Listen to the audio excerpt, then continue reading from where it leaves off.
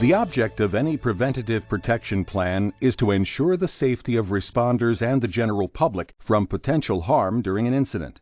This plan would be implemented only after the isolation perimeter is established and hazard control zones are defined. Tactical options for the protection of employees and the public include public notification, evacuation from the affected area, sheltering in place, or a combination of all the above. It's important to bear in mind that evacuation and sheltering in place are not mutually exclusive options, but are often implemented simultaneously and in conjunction with each other, depending on the situation.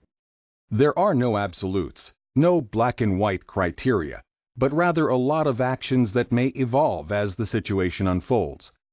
In order to effectively utilize evacuation, shelter in place, or a combination of these tools, the local community, fire department, or local emergency planning commission must have conducted pre-planning on the process they will follow in case of a chemical emergency. This includes education of the community on the procedures to follow.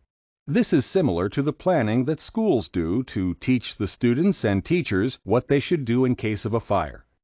When considering an evacuation, a number of factors should be evaluated. These include the size and duration of the leak, and the practical aspects of moving the affected population. Evacuation of a large segment of population is challenging and poses its own logistic and safety concerns. Evacuation can expose both the public and responders to the hazardous material. When the leak of hazardous material is large, will continue for an extended period of time, or poses the risk of explosion or flashover, it may be necessary to proceed with an evacuation. Planning of the evacuation is critical to its success. Sheltering in place will not totally eliminate the potential for exposure of the general public, because over time the contaminated air will enter the building. However, depending upon the structure and precautions taken by the occupants, it can provide protection from significant exposure that may cause injury. The community must be properly trained on shelter-in-place procedures in order for this to be an effective tool. Guidelines should not be viewed as a replacement for the incident commander's view and assessment of the incident scene. The IC's official response plan should take precedence over the protective plan. Once the event has concluded, decontamination of the affected area should be implemented by airing out all buildings, including the shelter-in-place locations, after chlorine has been cleared. Additional information on how to proceed with decontamination of affected areas can be supplied by contacting your chlorine shipper.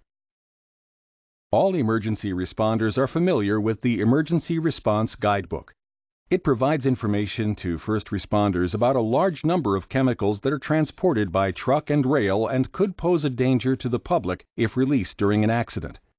The guides provide emergency responders with valuable information on the potential hazards of the listed chemicals. The actual guides provide information on the health effects, fire and explosion potential, public safety recommendation, emergency response, recommended protective clothing, steps to take for leaks and spills, and immediate first aid for exposure victims. The green pages in the guidebook include initial isolation distances. The information is contained in a table that includes each chemical and the distances to immediately isolate the area around the spill or potential spill, and the distances to further protect downwind. These distances are meant to give first responders some guidance as to the degree of danger posed to the public by a leak or spill of the listed chemical. The guidebooks are typically revised every 4 years. In the latest version, 2012 Emergency Response Guidebook, a table has been added that provides emergency responders with protect downwind distances for 6 toxic inhalation hazard or TIH chemicals. Chlorine is one of these chemicals. The concern is that the protect downwind distances will be mistakenly considered evacuation distances. This could not be further from the truth. Under certain listed conditions, these protect downwind distances are as much as 7 miles. These distances are not evacuation distances. Protect downwind can be achieved in several different ways. According to the extent of the release, no action may need to be taken. Having residents shelter in place is another option. Evacuation can also be considered, but should not be the default position. A combination of all of these options may be the best solution. In some circumstances, the protect downwind distance in Table 3 is as much as 7 miles. During any incident, much care should be taken to evaluate the amount of the current leak, if any, the potential release, for example, if a rail car is loaded, or residue, and the type of facilities in the area. Evacuating ambulatory patients in a hospital or nursing home can do more harm than good. Additional information on sheltering in place can be secured from the National Institute of Chemical Studies, located in Charleston, West Virginia. You can find information about NICS by visiting their website at www.nicsinfo.org. Recent Department of Homeland Security chemical dispersion tests on chlorine have indicated that even large releases do not follow current dispersion model footprints. Chlorine is 2.5 times heavier than air. These tests show that the vapors tend to hug the ground, even moving downhill against wind flow.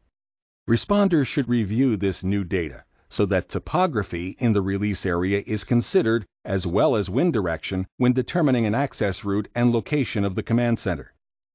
This training should provide emergency responders information that will not only keep them safe, but will help protect the public as well.